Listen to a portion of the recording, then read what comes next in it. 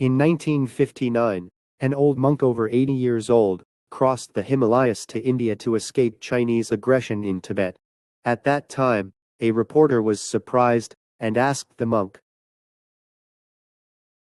"How did you manage at that age to cross such a rugged Himalayas without any equipment?" Then the old monk answered calmly, "One step at a time, one step at a time, I walked over."